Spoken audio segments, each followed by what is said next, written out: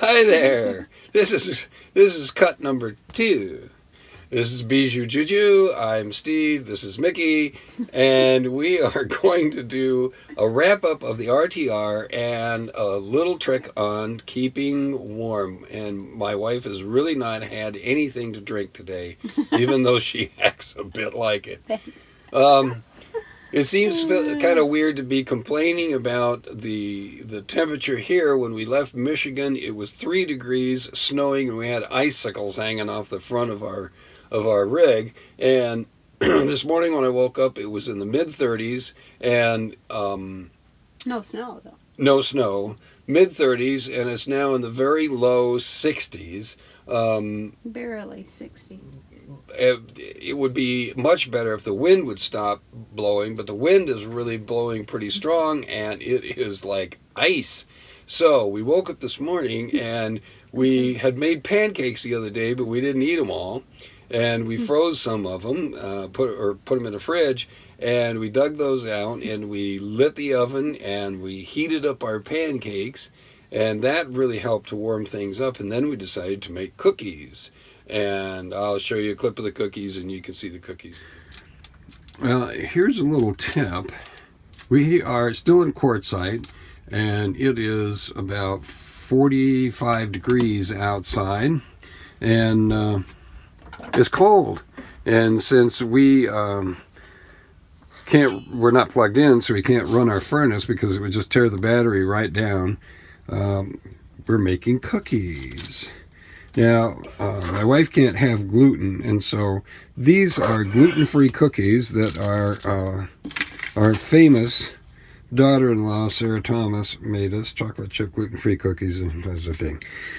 And we're making cookies, and while we're making the cookies, of course, we didn't have a mixer, so we did do it all by fork. Yes, it was all by fork. But it worked. These are forkin' cookies. And of course, since we're making cookies, we have the oven on, and the oven is making it nice and toasty warm in here. Yay! It was 36 this morning. It was 36 when we first woke up. So anyway, here we are making cookies, and just thought I would show you that this is something you can do to both warm up the house, or the trailer, or the RV, or the van, or the... probably couldn't warm up a motorcycle, but this is something you can do, and it warms the place up, and... Then we can have cookies for our coffee in the afternoon. That's right. And I think afternoon may hit about... it's about 11 o'clock in the morning now. Afternoon coffee may hit about 11:30. No. So...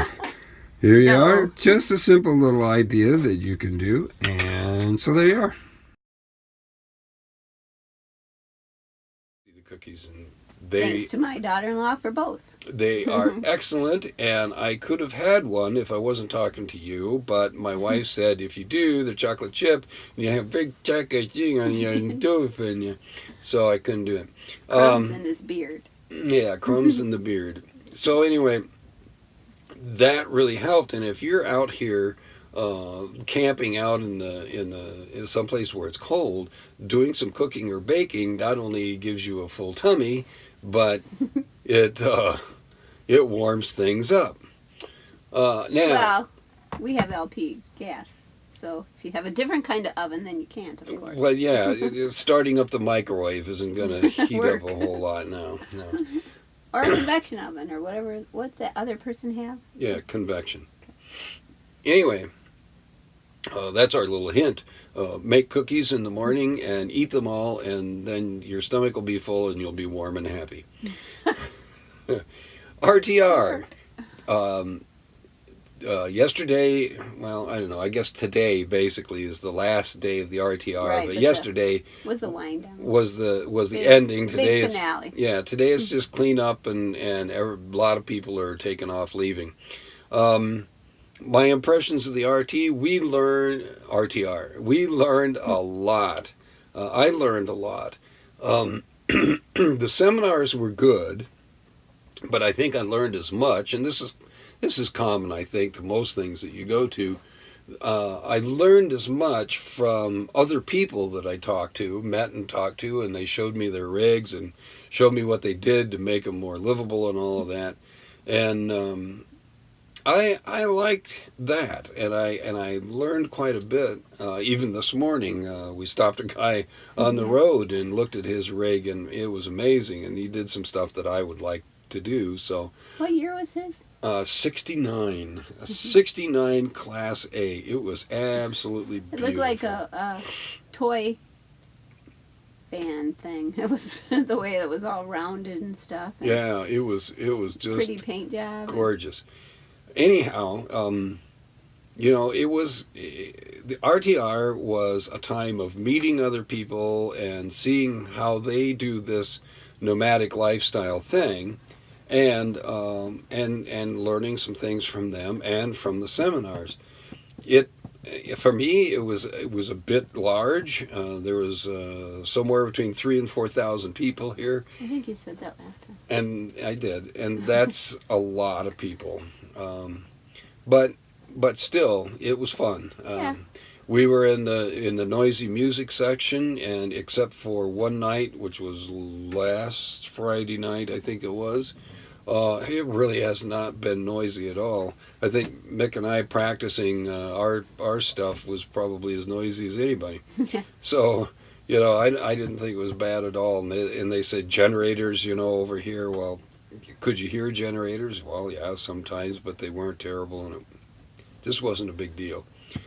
So if you ever thought about living this lifestyle, this nomadic lifestyle, the RTR, you might want to put it on your list of things to do and go see. And there's people here living in everything from 40-foot, 45-foot A-class, luxury things to people sleeping in cars. There were several people sleeping in their cars and living in their cars.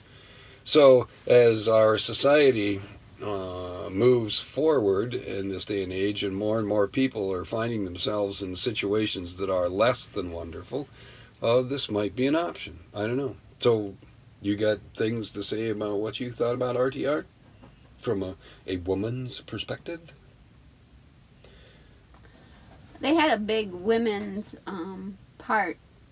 It starts starts today, actually. Yeah, I think, and it's just for women, and mostly women who are doing their own traveling alone, I think, and so that sounded really cool. They had some pretty good seminars that they listed, but I'm not going to them, of course. But of course, why? Because we're leaving soon. That's why.